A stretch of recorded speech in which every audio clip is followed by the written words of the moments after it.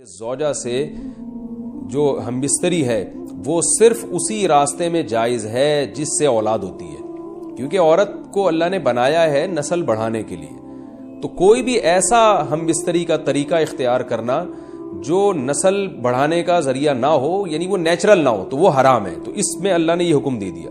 تو اس سے صاف یعنی حدیث سے بھی پتہ چلتا ہے اور تمام فقہاء کا اجماع بھی ہے اس آیت کی روشنی میں کہ مسئلہ تھوڑا حیا کے خلاف ہے، لیکن میرا خیال ہے بتانا ضروری ہے کہ پچھلے راستے سے عورت سے ہم بستری کرنا بالکل حرام ہے، ناجائز ہے. اور نبی صلی اللہ علیہ وسلم کی اس پہ بہت شدید لعنت ہے، بہت شدید وعید ہے. تو یہ بالکل اللیگل ہے اسلام میں کہ عورت کے پچھلے راستے سے اس سے ہم بستری کی جائے. جو لوگ لڑکوں سے بدفعلی کے عادی ہوتے ہیں ان کو یہ ایک چسکا لگ جاتا ہے، تو یہ حرام ہے، ناجائز ہے، کیونکہ اللہ نے بتا دیا کہ یہ تمہارے لیے بمنزلہ کھیت. مفتی طارق مسعود کے بیانات کے لیے طارق مسعود آفیشیل کو سبسکرائب کریں. طارق مسعود آفیشیل.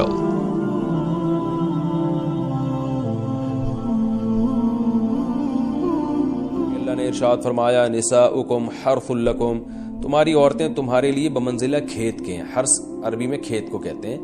تو بمنزلہ کھیت کے ہیں. جیسے بیج ڈالا جاتا ہے کھیت میں اور اس سے پیداوار بڑھتی ہے، تو عورت کی جو ایک حیثیت ہے، نیچر نے جو اس کی ایک حیثیت متعین کی ہے، وہ بھی ایک نسل بڑھانے کا ذریعہ ہے، جس میں مرد کا جو اسپم ہے وہ بطور بیج کے ہے اور جو اولاد ہے وہ ایک پیداوار کی طرح ہے. تو اللہ نے یہ یاد رکھیں، اس آیت کو نا بہت سارے غیر مسلموں نے عورت کے خلاف بہت نیگیٹیوٹی پھیلائی ہے کہ دیکھو اسلام عورت کی توہین کرتا ہے، اس کو کھیتی سے تعبیر کرتا ہے.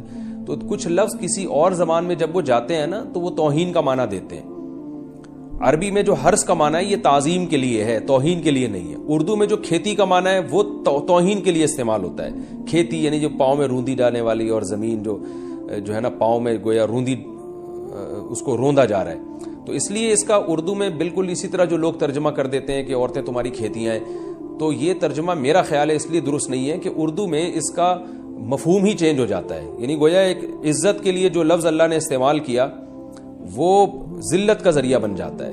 تو اس لیے کسی بھی زبان میں جب ہم کسی بھی لفظ کا ترجمہ کرتے ہیں تو اس زبان کے ہمیں محاوروں کو دیکھنا چاہیے کہ اس زبان میں یہ لفظ کس معنی میں استعمال ہو رہا ہے. مثال کے طور پر ہو سکتا ہے کتا کا لفظ کسی زبان میں وفاداری کے لیے استعمال ہوتا ہو. کسی کو لوگ ڈاگ کہتے ہوں تو اس کا مقصد ہوتا ہے وفادار انسان ہے، لیکن ہمارے ہاں اردو میں گالی ہے وہ. اور آپ بولیں کہ بھئی وہ فلاں قوم ڈاگ کہتی ہے تو ہم کتا کہیں گے، تو آپ جب اس کا ترجمہ اردو میں کریں گے تو کتے سے نہیں کر سکتے. تو اسی طرح یہ عربی کا جو لفظ ہے اس میں بھی یہ چیز غور یعنی ملحوظ رہنی چاہیے. تو اس لیے اس کا ترجمہ کیا جائے گا تمہاری عورتیں تمہارے لیے پیداوار بڑھانے کا ذریعہ ہیں، نسل بڑھانے کا ذریعہ ہیں. فاتو حرثکم، تم اپنے اس نسل بڑھانے کے ذریعے کے پاس آؤ، انا شئتم، جیسے چاہو، وقدموا لانفسکم، اور اپنے نفسوں کے لیے آگے بھیجو. یعنی اولاد کی نیت سے آیا کرو زوجہ کے پاس اور آخرت کے لیے انتظام کرو. یعنی اولاد پیدا کر کے جو تاکہ دنیا اور آخرت میں تمہارے لیے فیوچر میں تمہارے لیے کام آئے. دنیا بھی داخل ہے، آخرت بھی داخل ہے. تو اس آیت کا بھی ایک شان نزول ہے کہ صحابہ کرام تو چونکہ جو خواتین تھیں مکہ میں صدیوں سے وہ لوگ آباد تھے، ان کے سفر خاص طور پہ عورتوں کے سفر بہت ہی کم ہوا کرتے تھے. تو جب ہجرت ہوئی ہے اور جو ہے نا ہجرت کر کے بہت ساری صحابیات مدینہ آئی ہیں، تو مدینہ میں ان کے نکاح دوسری قوموں میں ہوئے، پھر انصار صحابہ سے بھی ہوئے. تو چونکہ تقویٰ تھا ان خواتین میں، للہیت تھی، تو بعض جگہ ایسے واقعات ہوئے کہ میاں بیوی کے جو آپس کا ریلیشن ہوتا ہے، ظاہر ہے وہ ہر قوم میں اور ہر جو ہے نا شخص کا مزاج دوسرے سے مختلف ہوتا ہے. تو بعض مردوں نے اس طرح سے اپنی زوجات کے ساتھ ہم بستری کی کہ ان خواتین کو پھر اشکال ہوا کہ پتہ نہیں اس طرح سے ہم بستری کرنا جائز بھی ہے یا نہیں ہے. تو انہوں نے نبی صلی اللہ علیہ وسلم سے یہ مسئلہ پوچھا کہ یا رسول اللہ، ہمارے شوہر ہمارے پاس اس طرح سے آتے ہیں تو کیا یہ جائز ہے یا نہیں. تو ان کے سوال کو بھی مبہم رکھا گیا اور قرآن نے اس کے جواب کو بھی کنایتاً بیان کیا، کیونکہ مسئلہ بظاہر حیا کے خلاف ہے.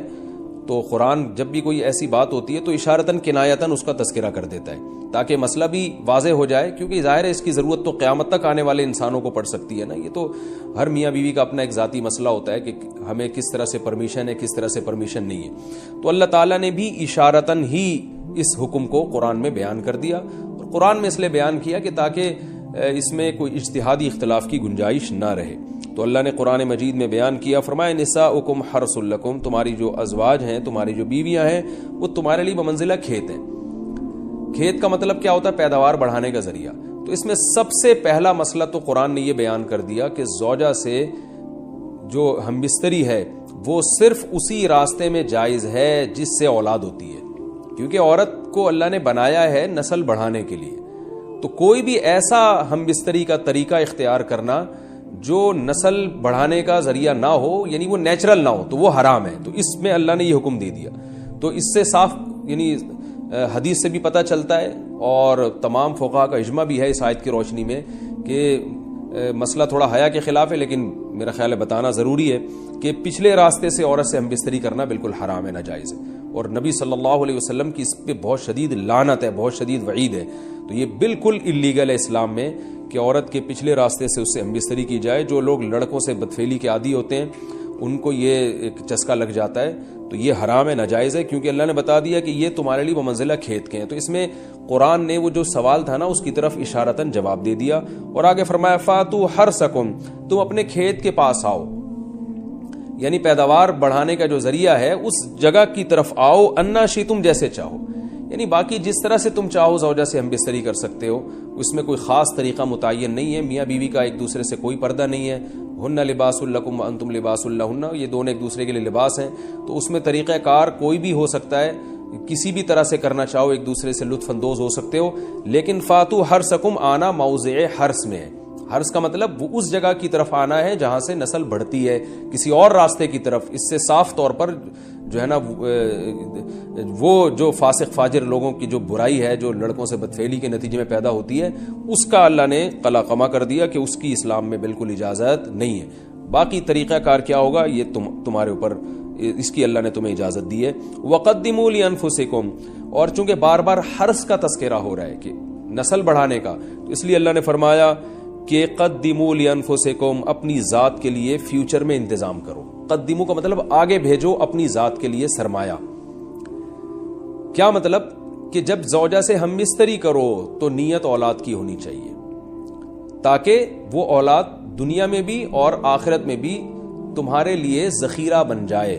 تو یہ نسل بڑھانے کی بہت زبردست ترغیب ہے اس آیت میں، اور اس آیت میں اللہ نے عورت کا کہ بہت ساری ذمہ داریوں میں سے ایک بڑی ذمہ داری کا بھی بیان بتا دیا کہ عورت کو اللہ نے بنایا ہے، جو مرد اور عورت کا جو فرق رکھا ہے نا، اس فرق کی بڑی وجہ یہی ہے کہ مرد کے اسپرم کو اللہ نے بیج کے طور پہ پیدا کیا ہے، اور عورت کو اللہ نے زمین کے طور پہ۔ تو بیج اور زمین کے ملاپ کا بنیادی مقصد ہی نسل بڑھانا، پیداوار بڑھانا ہوتا ہے، نہ یہ کہ نسل روکنا۔ آج فیملی پلاننگ والوں نے اس آیت کی دھجیاں اڑا دی ہیں، اور جو پوری دنیا میں ایک بےہودہ قسم کی تحریک چل رہی ہے، یہ آیت بالکل اس کی نفی کر رہی ہے۔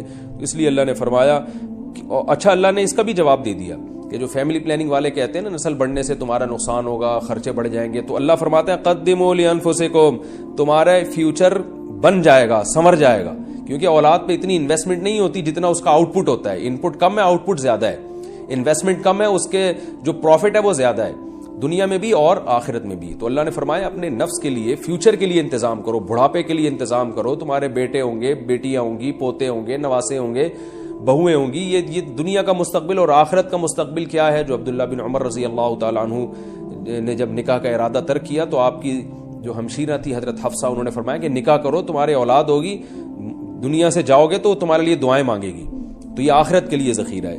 تو اس لیے اللہ نے فرمایا کہ آخرت کے لیے ذخیرہ کرو۔ واتقوا